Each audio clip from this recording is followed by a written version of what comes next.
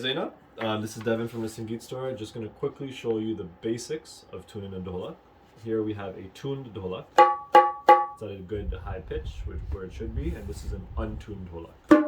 Now there are two different models obviously, but I'm going to start with the basics. The app that I recommend you download, Pino Tuner, will give you a visual frequency of where the dholak's tuned. So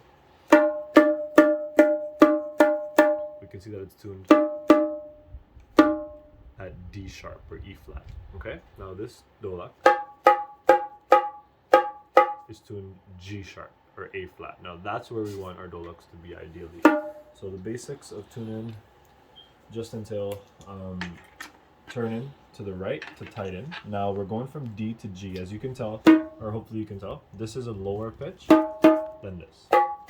This is a much higher pitch, right? So if we want to get from low to high, we're gonna increase the tension. I'm going to go all the way around the dholak and doing even turns. All the bolts should be at generally the same level of tightness before we begin this. Okay, so hand tighten every one around the same amount of tension before we do this.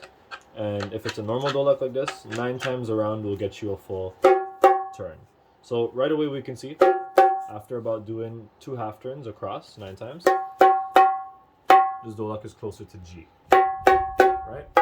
Closer to where we want that. Now I'm going to do final tuning to get from G to G sharp. I'm just going to do a quarter turn, very subtle, all the way around, because I don't want to go over. Definitely don't want your dholak to sound too high. If it goes past G to A or B or hopefully not C, like those notes are way too high. So we're going to try to stick to either G or G sharp. Almost at G sharp there, or A flat. That's right in the middle. So we want ideally the whole dholak to be centered around that note. So for me, fine tuning now will entail just making sure that at the end of it I can rotate all the way around and have one consistent tone. Right, but either way, this is much more playable now than it was. And the bass, you want to keep it at a nice looseness where it has depth, and the bass should not be high pitched. So this one is just a little too loose for me, so I'm gonna gradually increase it, keep it around there. So once both sides are tuned,